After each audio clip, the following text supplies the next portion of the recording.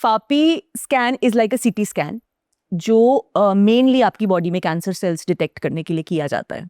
अच्छा। तो जब कुछ भी मैलिग्नेंट होता है तो सर्जरी या ट्रीटमेंट से पहले एक बार फापी ज़रूर करवाते हैं, ये देखने के लिए कि आपकी बॉडी में कहाँ कहाँ फैला हुआ है, उससे पता चलता है।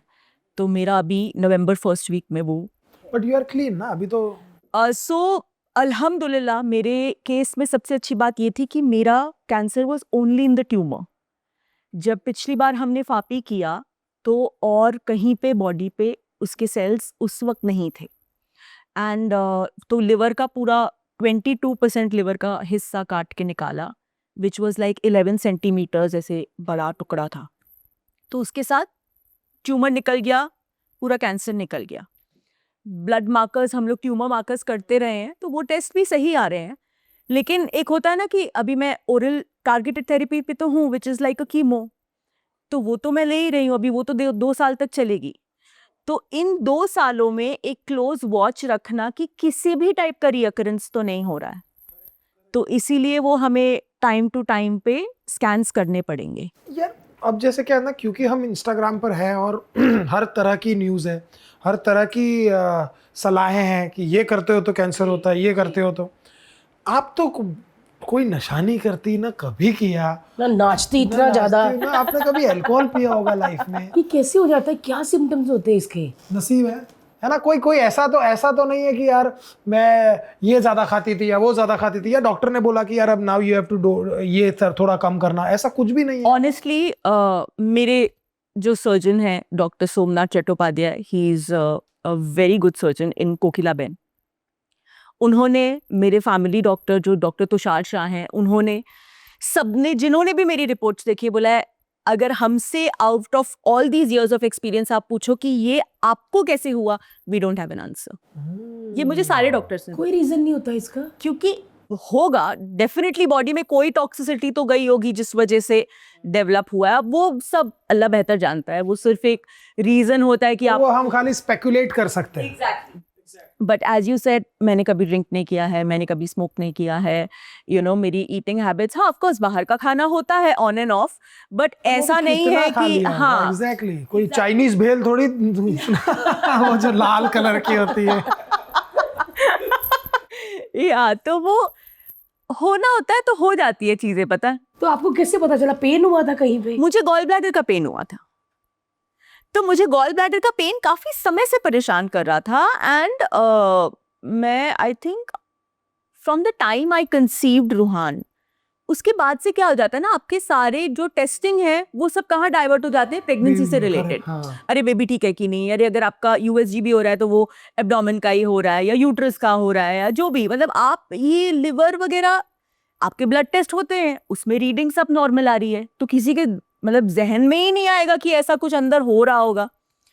तो ठीक है भाई, ये दर्द हुआ फिर डिलीवरी के बाद, और कई बार मैंने चेक कराया तो डॉक्टर ने बोला हो सकता है एसिडिटी हो, चलो 10 दिन एसिडिटी का कोर्स किया टैबलेट का तो ठीक हो गई, फिर भूल गई, फिर दर्द उठा, तो ऐसे करते करते बहुत ज्यादा पेन उठ गया था and this time it was both sides.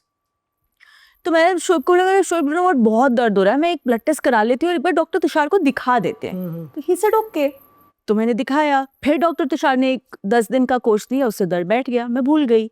Again on the 4th day pen वापस उतना ही आ गया। फिर मैंने डॉक्टर तुषार को फोन किया तो उन्होंने मुझे एक टेस्ट दिया CRP विच डिटेक्ट्स आपकी बॉडी में infection rate. Correct, CRP level.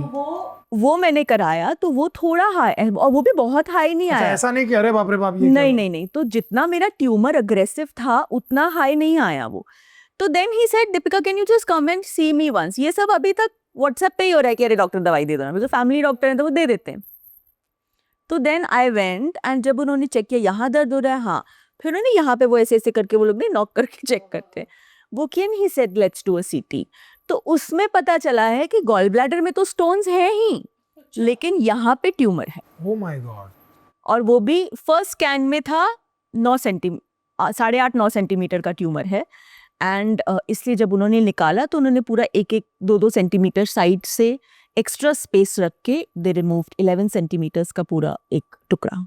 यार हालत खराब हो जाती जब आपको लगे कि आप फिट हो, आपका छोटा सा बच्चा है और आपके ट्यूमर है। हाँ, वो बहुत डिफिकल्ट फेज था, हमने मतलब भी जब देखा ना, हम बहुत ज्यादा। बहुत दुआएं कर रहे थे, क्योंकि बहुत ज्यादा। हाँ यार, बहुत डिफिकल्ट हो जाता है यार। और एंड स्पेशली वो जो अपना हेल्थ का भी ध्यान रखते हैं, ऑब्वियसली आप ऐसे तो नहीं हो कि अरे भाई 4 बजे या रेड बुल पी रहे हो जो जैसे, बिकॉज मेरे को तो इतना ही समझ आता है कि भाई जो इंसान अब्यूज करता है उसको ये सारी चीजें होती है, बट कई बार होता है कि यार आपके हाथ में नहीं है और हो यार जाता मेरे है और मास्टर चला जी जाता कितनी है। शराब पीते हैं, वो इतने फिट हैं, उनकी रिपोर्ट इतनी अच्छी आई ना, इतनी अच्छी आई कि मैं क्या बताऊं हर्ष। कुछ शराबियों की रिपोर्ट ऐसी तगड़ी आती है, आदमी को लगता है दो तो मौसा जी वो इतनी शराब पीते, इतनी कि मतलब सुबह नाश्ता करने के बाद उनका पहला काम यही होता है कि बाहर जाके पीना, मतलब प्रॉपर एकदम अव्वल दर्जे के ऐसी शराबी कि है। एकदम गिरने वाली। क्या बात कर रहे हो? हमने जब उनके टेस्ट वेस्ट कराए तो वो कहते बस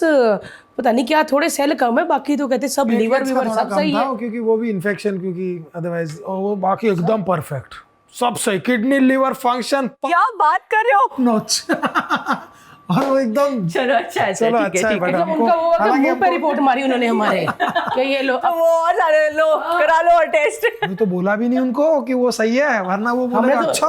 अरे वो तो अब तो सुन लेंगे वो। पॉडकास्ट भी देख रहे होंगे। हाँ हमने उनको बोला कि आपकी रिपोर्ट बहुत खराब आई है, इसलिए उन्होंने छोड़ दी अभी। ओ, तो अब ये हम ये झूठ बोल रहे हैं, खराब ही है रिपोर्ट।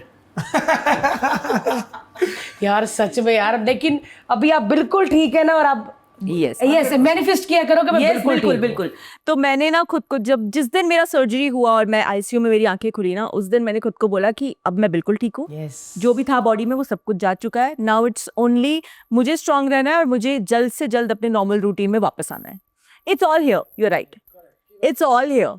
और पता है जब आप हॉस्पिटल में जाओ ना, तो वहाँ पे अपने आस, ये मैं कई बार अपनी सर्जरी के बाद व्लॉग्स में भी बोल चुकी हूँ, अपने आस पास आप जितने लोगों को देखते हो ना, तो मुझ में इस पूरे मेरे सर्जरी के बाद के टाइम में ना एक ग्रैटिट्यूड अलग लेवल का आ गया है for everything in my life. You know, as I said, जो मेरे लोग हैं आसपास, I have a happy family, खाना, घर पे छत, सब कुछ हमारा अल्हम्दुलिल्लाह ठीक ठाक चल रहा है।